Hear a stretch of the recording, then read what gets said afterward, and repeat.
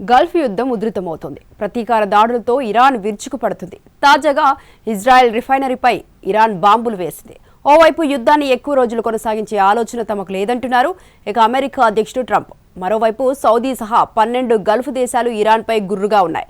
మరి అవి కూడా ఇరాన్కు వ్యతిరేకంగా యుద్ధంలోకి దిగబోతున్నాయా? మధ్యప్రాచ్యంలో యుద్ధం ఉధృతమవుతోంది. ఇరాన్పై దాడులు చేస్తున్న అమెరికా, ఇజ్రాయెల్ ఇప్పటి వరకు ముఖ్య నాయకులు ఆయుధ సంపత్తిని ధ్వంసం చేయడంపైనే ఎక్కువగా ఫోకస్ పెట్టాయి.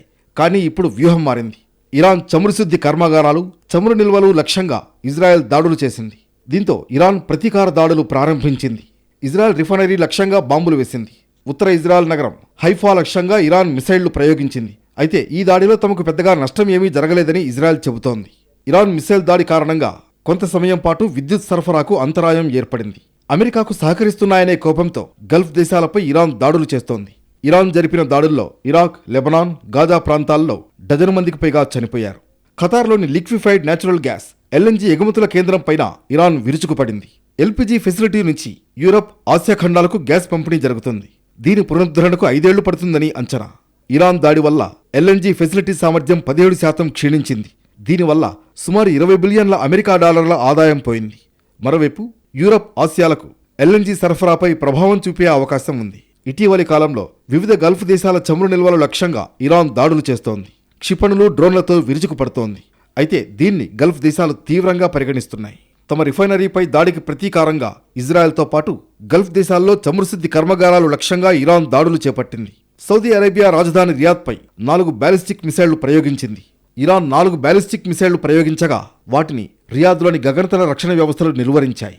తమ ఇంధన మౌలిక సదుపాయాలపై దాడి చేసి శత్రువు పెద్ద తప్పు చేసిందంటోంది ఇరాన్ రెవల్యూషనరీ గార్డ్ కోర్. పొరుగు దేశాల చమురు సదుపాయాలను ధ్వంసం చేసే ఆలోచన తమకు ఏమాత్రం లేదన్నారు ఐఆర్జీసీ అధికార ప్రతినిధి. కానీ అమెరికా, ఇజ్రాయెల్ తమపై దాడి చేశాయన్నారు. ఇప్పుడు యుద్ధం మరో స్థాయికి చేరిందన్నారు.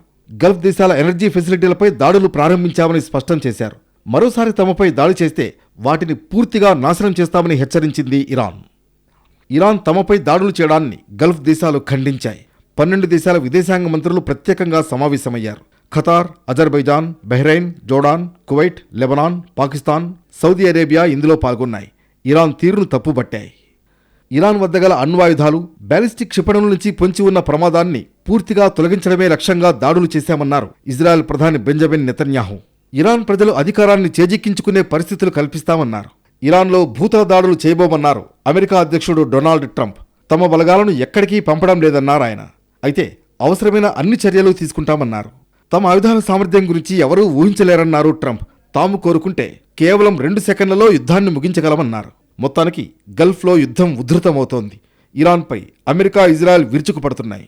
ఇరాన్ తమ రిఫైనరీలపై దాడులు చేస్తుండడం వల్ల గల్ఫ్ దేశాలు ప్రతీకార దాడులకు దిగే అవకాశం ఉంది. దీంతో యుద్ధం విస్తృతమయ్యే ప్రమాదం ఉంది.